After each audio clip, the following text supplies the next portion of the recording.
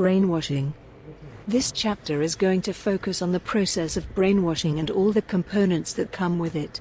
Through the media and the movies that are seen, many people see brainwashing as an evil practice that is done by those who are trying to corrupt, influence, and to gain power. Some who really believe in the power of brainwashing believe that people all around them are trying to control their minds and their behavior. For the most part, the process of brainwashing occurs in a much more subtle way and does not involve the sinister practices that most people associate with it. This chapter will go into a lot more detail about what brainwashing is and how it can influence the subject's way of thinking. What is brainwashing? Brainwashing in this guidebook will be discussed in terms of its use in psychology. In this relation, brainwashing is referred to as a method of thought reform through social influence. This kind of social influence is occurring all throughout the day to every person, regardless of whether they realize it or not. Social influence is the collection of methods that are used in order to change other people's behaviors, beliefs, and attitudes. For example, compliance methods that are used in the workplace could technically be considered a form of brainwashing because they require you to act and think a specific way when you are on the job. Brainwashing can become more of a social issue in its most severe form because these approaches work at changing the way someone thinks without the subject consenting to it. For brainwashing to work effectively, the subject is going to need to go through a complete isolation and dependency due to its invasive influence on the subject. This is one of the reasons that many of the brainwashing cases that are known about occur in totalistic cults or prison camps. The brainwasher, or the agent, must be able to gain complete control over their subject. This means that they must control the eating habits, sleeping patterns, and fulfilling the other human needs of the subject, and none of these actions can occur without the will of the agent. During this process, the agent will work to systematically break down the subject's whole identity to basically make it not work right anymore. Once the identity is broken, the agent will work to replace it with the desired beliefs, attitudes, and behaviors. The process of brainwashing is still up for debate whether or not it will work. Most psychologists hold the beliefs that it is possible to brainwash a subject as long as the right conditions are present. Even then, the whole process is not as severe as it is presented in the media. There are also different definitions of brainwashing that make it more difficult to determine the effects of brainwashing on the subject. Some of these definitions require that there must be some sort of threat to the physical body of the subject in order to be considered brainwashing. If you follow this definition, then even the practices done by many extremist cults would not be considered true brainwashing, as no physical abuse occurs. Other definitions of brainwashing will rely on control and coercion without physical force in order to get the change in the beliefs of the subjects.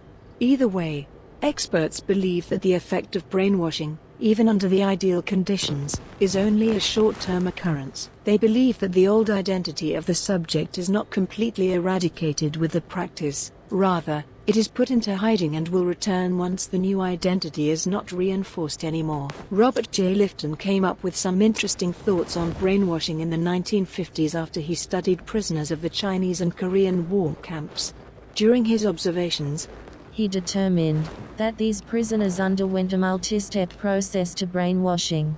This process began with attacks on the sense of self with the prisoner and then ended with a supposed change in beliefs of the subject.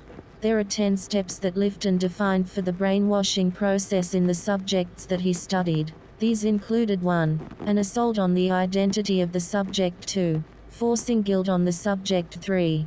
Forcing the subject into self-betrayal. 4. Reaching a breaking point. 5. Offering the subject leniency if they change. 6. Compulsion to confess. 7. Channeling the guilt in the intended direction. 8. Releasing the subject of supposed guilt. 9. Progressing to harmony. 10. The final confession before a rebirth. All of these stages must take place in an area that is in complete isolation.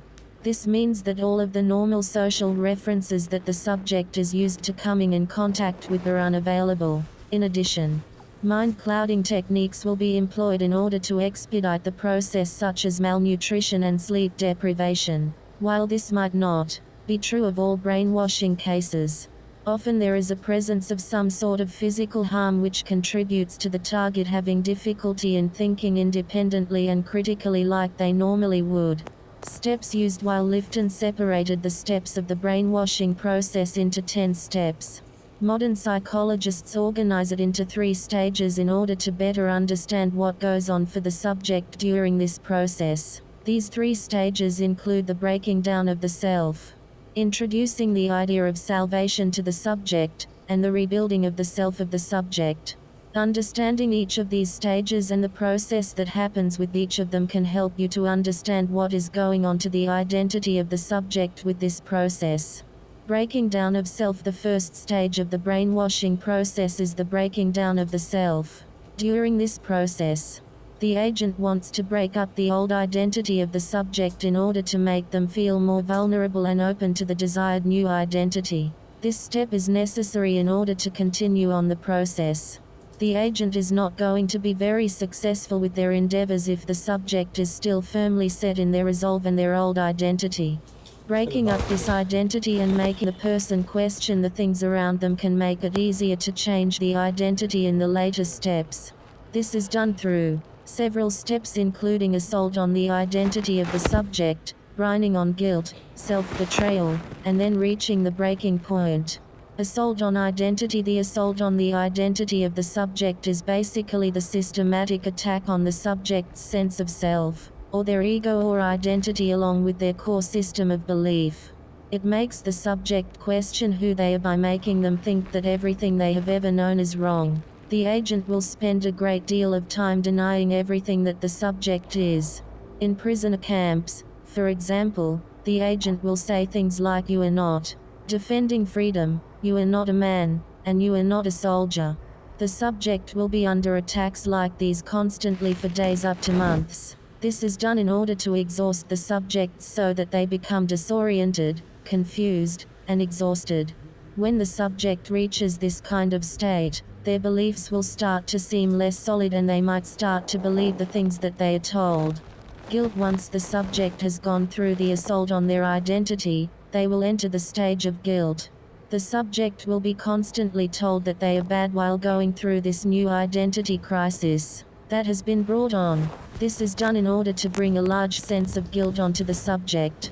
The subject will be constantly under attack for any of the things that they have done, regardless of how big or small the acts may be. The range of the attacks can vary as well. The subject could be criticized for their belief systems to the way that they dress and even because they eat too slowly. Over time, the subject is going to start to feel shame around them all of the time and they will feel that all the things they are doing are wrong.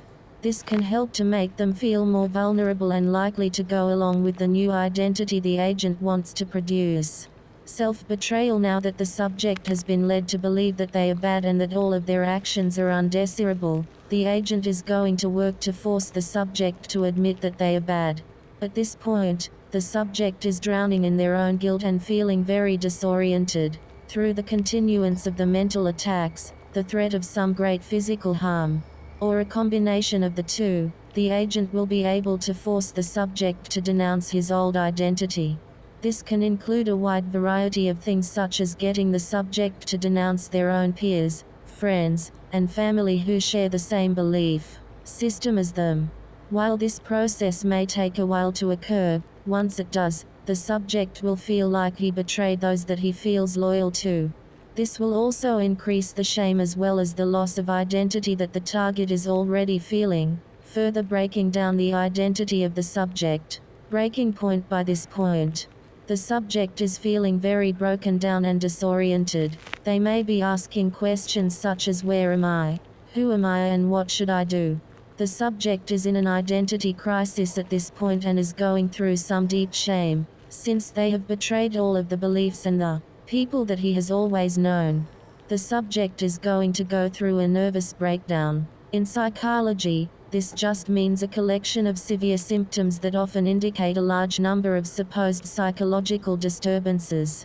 Some of the symptoms can involve general disorientation, deep depression, and uncontrolled sobbing.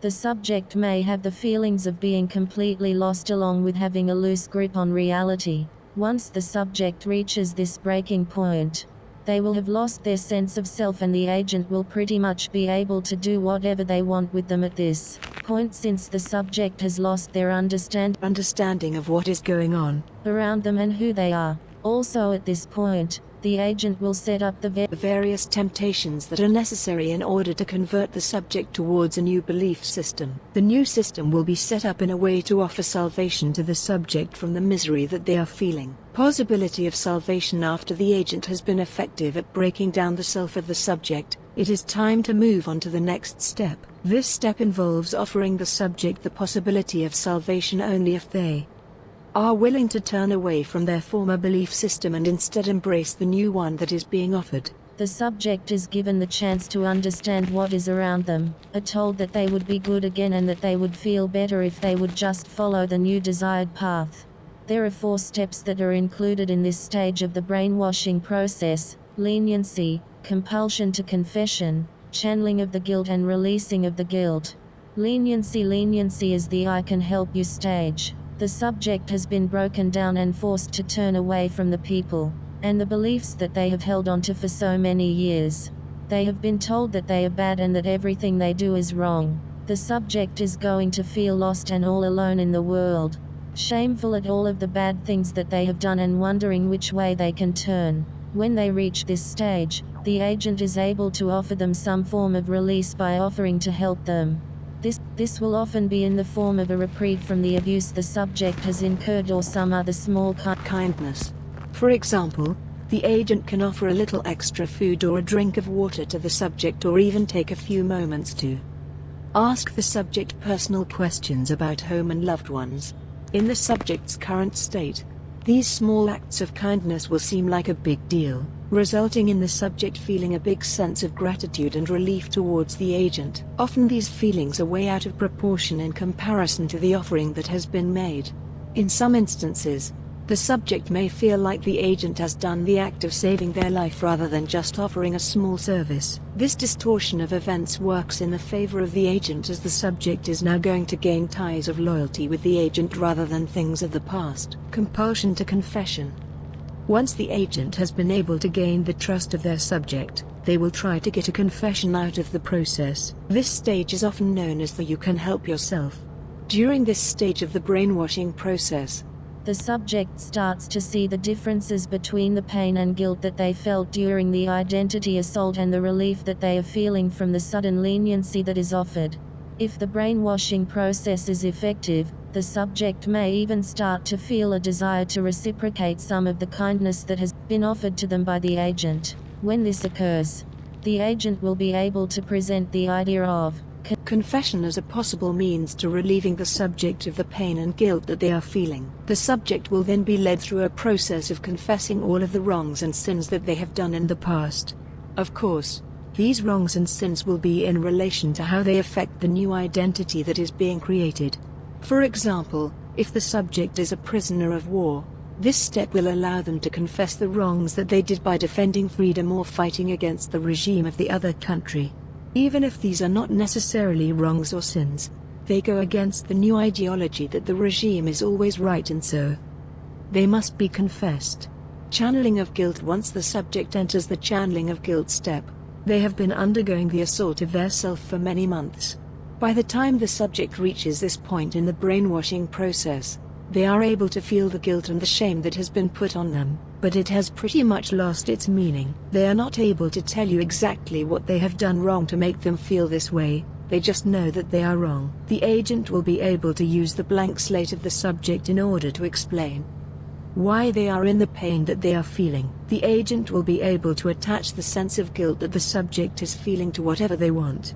If the agent is trying to replace a system of beliefs, they will take the old system and convince the subject that those beliefs are what are making them feel the guilt. This is the stage where the contract between the old beliefs and the new beliefs are established. Basically, the old belief system has been established to correspond with the psychological agony that the subject has been feeling, while a new belief system has been established to correspond with the ability to escape that agony. The choice will be the subject's, but it is pretty easy to see that they would choose the new system in order to start feeling better. Releasing of guilt. In this step, The subject has come to realize that their old values and beliefs are causing them pain. By this time they are worn down and tired of feeling the guilt and shame that has been put on them for many months. They start to realize that it is not necessarily something that they have done that makes them feel this way, rather, it is their beliefs that are causing the guilt. The embattled subject is able to feel some relief from the fact that there is something that they can do about the guilt. They will also feel relieved because they now have come to the understanding that they are not the bad person. Rather, it is the people that they have been around and their belief system that is the true culprit that is causing the malaise, which is something that they can fix in order to become good again. The subject has learned that they have a means of escape simply by escaping the wrong belief system that they have held and embracing the new one that is being offered. All that the subject will have to do in order to release the guilt that they are feeling is to denounce the institutions and people that are associated with the old belief system. And then they will be released from the guilt. The subject now has some control over this stage. He will be able to realize that the release of guilt is up to them completely. All the subject will need to do for this stage in order to be released from the wrongness is to confess to any of the acts they have committed that are associated with the old belief system. Once the full confession is done, the subject will have completed the full psychological rejection of their former identity. The agent will need to step in at this point in order to offer a new identity to the subject and help them to rebuild their identity into the desired one. Rebuilding of self. By this step, the subject has gone through a lot of steps and emotional turmoil. They have been put through an ordeal that is meant to strip them of their old identity, told that they are bad and need to be fixed, and slowly come to the realization that their belief system is the cause of their wrongness and that it needs to be changed. Once all of this has been reached, the subject is going to need to learn how to rebuild their self, with the help of the agent. This stage allows the agent the freedom to implant the ideas of the new system. Since the subject is a clean slate and very eager to learn how to be and feel better, there are 2 steps that are seen during this stage, including harmony and the final confession before starting over. Harmony. The agent will use this step in order to convince the subject that it is their choice to make a change. They might tell the subject that they have the choice to choose what is good and make a change that will help them to feel better. The agent will then introduce the new belief system and present it in a way that makes it the good or the right choice.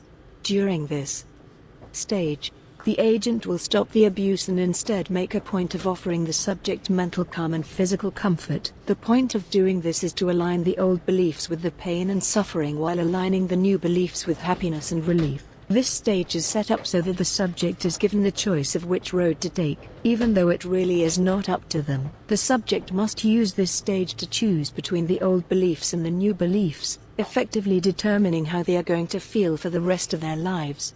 By this point, the subject has already gone through the process of denouncing their old beliefs due to the leniency and torment that they have gone through. Because of this, it is fairly likely that they are going to make the choice for the new system of belief in order to relieve their guilt. The new identity that has been presented is desirable and safe because it is completely different than the old identity that led to the breakdown in earlier steps. Using logic and considering the state of mind that the subject is in, it is easier to see that the only identity that the subject is going to choose for their own peace of mind and safety is the new one. Final confession and starting over. Even though the choice is really not theirs at all, the agent has strategically worked the whole time to lead the subject to feeling like they have the free will to choose the new identity. If the brainwashing process is done correctly, the subject will think logically about the new choices and determine that the best one is to take up the new identity. They have been conditioned to think this way, and in their new state of mind, it is the one that makes the most sense. There are no other choices.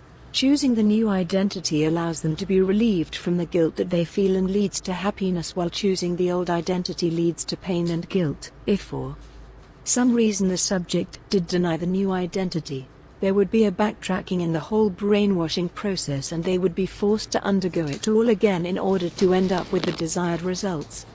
During this stage of the process, the subject gets to decide that they will choose good, which means that they get to choose to go with the new identity. When the subject contrasts the agony and pain of their old identity with the peacefulness that comes with the new, they are going to choose the new identity. This new identity is like a form of salvation.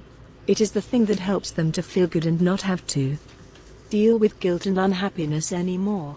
As this stage completes, the subject is going to reject their old identity and will go through a process of pledging allegiance to their new one, knowing that it is going to work at making their life better. Many times, there are ceremonies and rituals that occur during this final stage. The conversion from the old identity to the new identity is a big deal since much time and energy has been used on both sides. During these ceremonies, the subject will be inducted into the new community and embraced with the new identity. For some brainwashing victims, there is the feeling of rebirth during this period. You are allowed to embrace your new identity and are welcomed with open arms into the new community that is now your own. Instead of being isolated and alone, you have many new friends and community members on your side. Instead of feeling the guilt and pain that has plagued you for many months, you are going to feel happiness and peacefulness with everything that is around you. You are going to feel happiness and peacefulness with everything that is around you. The new identity is now yours and the brainwashing transformation is complete. This process can take place over a period of many months to even years. Most people are set in their identity and the beliefs that they have. It is not possible to change all of this in just a few days unless the person was already willing to change, and that would make the brainwashing techniques unnecessary. Isolation would also be necessary because outside influences will prevent the subject from relying on the agent during this process. This is why most of the brainwashing cases occur in prison camps and other isolated instances. The vast majority of people will not have the chance of encountering brainwashing due to the fact that they are always surrounded by people and technology that would hinder the whole brainwashing process. Once the person is in isolation, the process takes a long time due to the many steps that must be taken in order to change the ideals held by the individual for many years so that they will embrace the new identity as their own, while also feeling that the choice has always been theirs. As can be seen, there are quite a few steps that must be taken in order to go through the brainwashing process. It is not something that is going to happen just by running into someone on the street and exchanging a few words.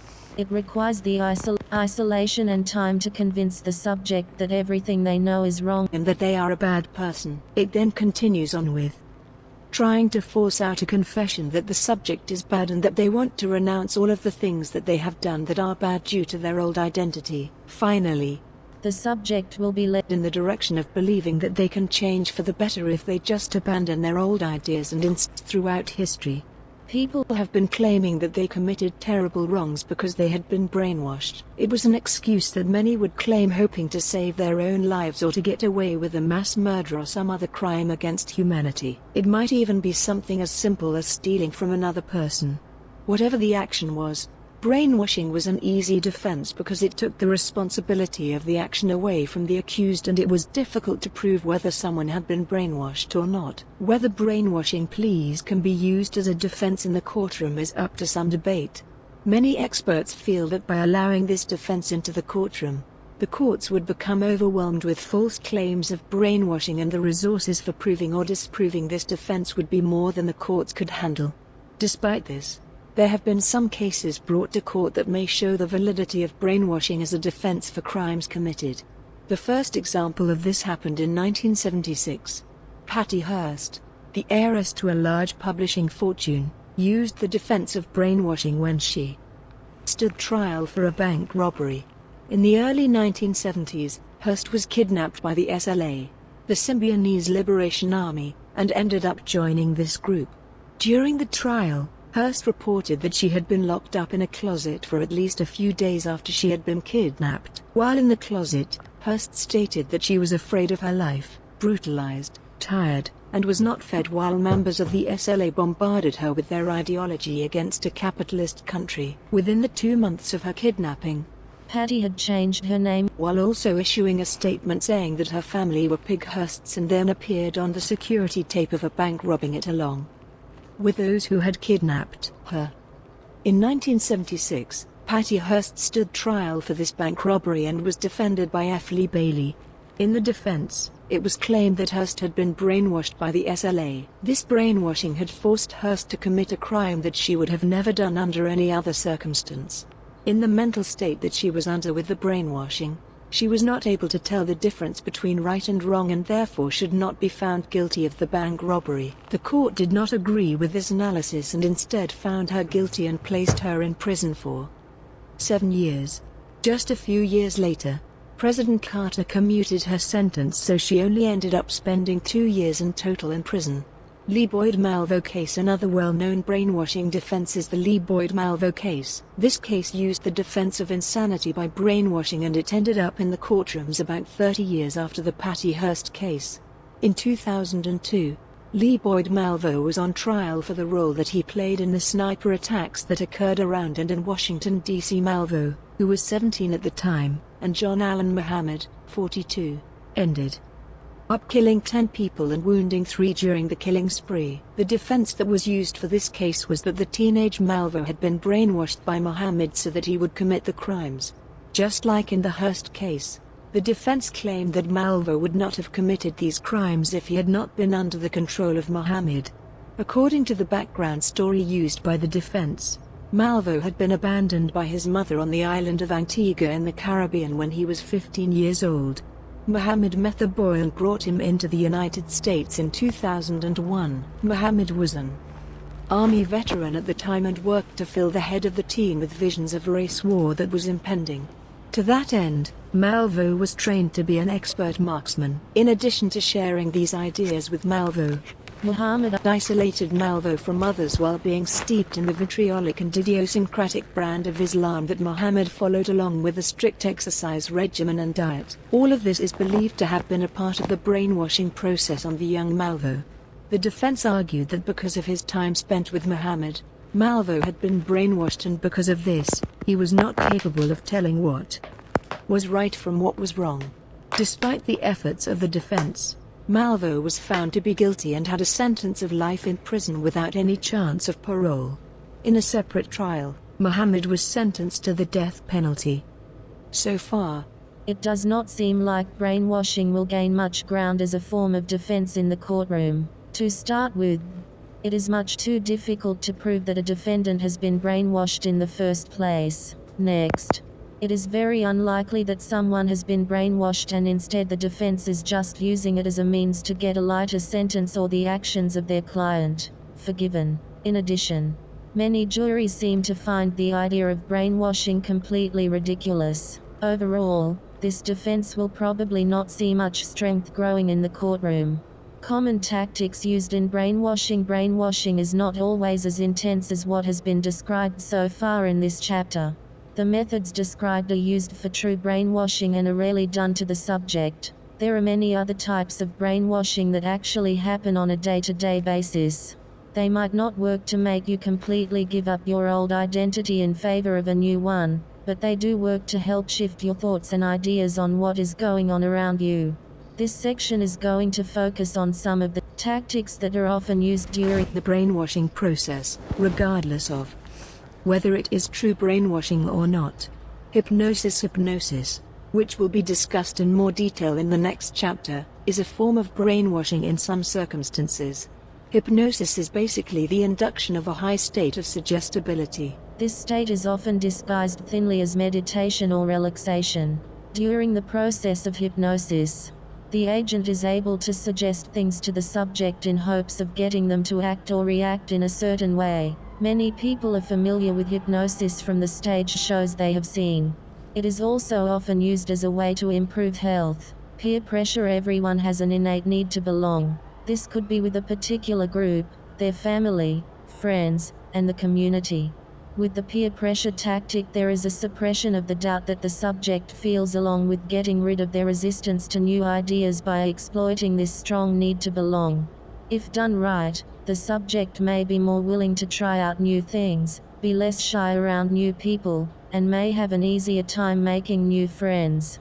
Love bombing. The sense of family is very strong in people. This is the group that you were born into and that you have supposedly been around for your whole life. They know you better than anyone, and those who have missed out on this kind of relationship may find that they are feeling alone and unwanted. With love bombing, the agent is able to create a sense of the family by the use of emotional bonding, feeling, and through sharing and physical touch. This allows the agent and the subject to bond in a familial way, making it easier to trade in the old identity for the new one. Rejecting old values as mentioned a little bit earlier in this chapter. The agent is working to convince the subject to denounce all of their own values. This process is accelerated through the process of intimidation, physical threat, and other means. At the end, the subject will denounce the values and beliefs that they once held close and will begin to accept the new lifestyle that is presented to them by the agent. Confusing doctrine in this tactic. There will be an encouragement to blindly accept the new identity while rejecting other logic that the subject will have. In order to do this, the agent will go through a complex set of lectures about a doctrine that is going to be incomprehensible. The subject will learn to blindly trust what the agent is saying through this process, whether it is about the doctrine or about the new identity that is being formed. Metacommunication. This tactic is employed when the agent works to implant subliminal messages into the mind of the subject. This will be done when the agent stresses certain words or phrases that are key to the new identity. These phrases and keywords will be implanted into confusing long lectures that the subject will be forced to sit through. No privacy. Privacy is a privilege that many subjects will lose until they have converted over to the new identity that is provided to them. Not only is this taken away as a method to make the guilt and wrongness more apparent to the subject, but it also takes away the ability the subject has to logically evaluate the things that they are being told. If the subject is allowed to have privacy, they will have time to privately contemplate the information they are given and may discover that it is untrue or does not hold up to what they already believe. Taking away this privacy means that the agent or agents are always around and the subject is always being led to the new identity. Disinhibition during this tactic. The subject is encouraged by the agent to give childlike obedience. This makes it easier for the agent to shape the mind of the subject. Unbending rules. The rules that are put in place by the agent are often strict and will never be changed. These rules are meant to make it difficult for the subject to think and act on their own. Rather, they will spend their time doing exactly what they are told to do by the agent. There are many different rules that could fit into this category, such as the rules that will be followed for the disorientation and regression process, all the way to how the subject is allowed to use medications, take bathroom breaks, and eat meals. These rules are put in place in order to completely control the subject during the brainwashing process. Verbal abuse. Verbal abuse is one of the tactics that is used during the breaking down stage. Often the subject will become desensitized when they are bombarded with abusive and foul language all of the time. At times, physical abuse may supplement or replace verbal abuse. Sleep deprivation. When a person is not getting the amount of sleep that they require, they will often become vulnerable and disoriented. This can help create the ideal environment that the agent is looking for during the breaking down and confession stages of the brainwashing process. In addition, many times the subject will be required to do prolonged physical and mental activities on top of the inadequate sleep in order to hurry the process even more. Dress codes. Enforcing a dress code further removes any individuality that the subject may have, as well as the choice they are used to of picking out their own clothes. Often during the brainwashing process, the subject will be demanded to wear the dress code held by the rest of the group. Chanting. The agent will work to eliminate any non-cult ideas that may be present in the mind of the subject. One way to accomplish this is through chanting or repetition of the phrases that are used by those who follow the new identity. Confession. Confession is deeply encouraged in those who are transforming from their old identity to the new identity. During this process, the subject will destruct their own individual ego by confessing all of their innermost feelings of doubt and personal weaknesses to the agent.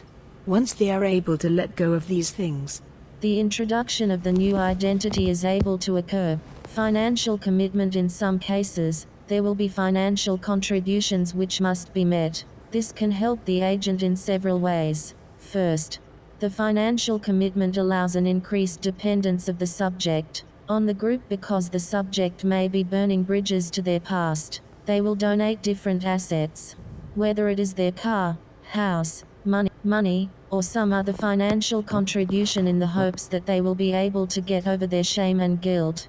Now they are financially attached to the new identity. In addition, the agent will be able to use these financial contributions to further their own needs. Pointing the finger: when you are able to point the finger at someone else, you will feel a sense of righteousness. This is your way of telling the world that you are good simply by pointing out some of the shortcomings that are going on in the world. The agent may point out all of the killing, racism, and greed that are in the world before contrasting it to the good of the new identity that the subject is being led to. Isolation: if you are isolated from everything that is around you, it becomes difficult to get outside opinions that might change your mind. This is what the agent will strive for because they do not want all of their work to go away. Those who are being brainwashed will be separated from society, friends, family, and any other rational references that would change their way of thinking. Controlled approval: the agent is going to work in order to maintain the confusion and vulnerability of the subject during the breaking down period. One method of doing this is through controlled approval. The agent will alternately punish and reward similar actions, making it difficult for the subject to know what is right and what is wrong.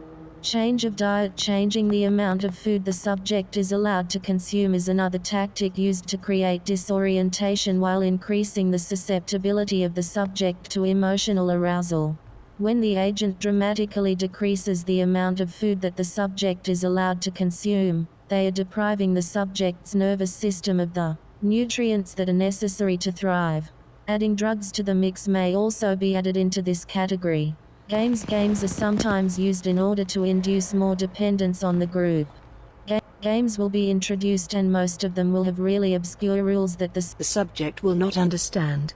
In some instances, the subject will not be told the rules and they must figure them out, or the rules will constantly change. This tactic allows the agent to gain more control. No questions. During the brainwashing process, the subject is not allowed to ask questions.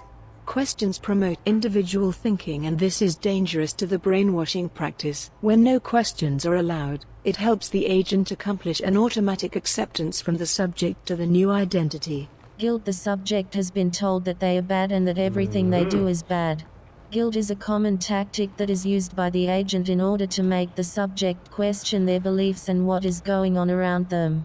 The sins of the subject's former lifestyle will be exaggerated in order to bring about the guilt and reinforce the need of salvation in the subject. Fear is a powerful motivator and can accomplish a lot more than the other tactics that have been listed. Agents may use fear in order to maintain the obedience and loyalty that are desired to the group. To do this, the agent may threaten the limb, life, or soul of the subject for anything that is against the new identity that is being presented. These are just a few of the tactics that can be used during the brainwashing process. The point of each of them is to instill the idea that the old identity of the subject is wrong and convince them that the new identity is preferable. There are many different ways that this can be done, and many will be more effective when used as a combination. While it is possible that brainwashing can alter the way that someone thinks and acts, most experts believe that true brainwashing is exaggerated and cannot be done. While little examples of brainwashing may occur in everyday life, the majority of people will not find that their whole belief systems have been changed through this process. Chapter 3: Hypnosis. While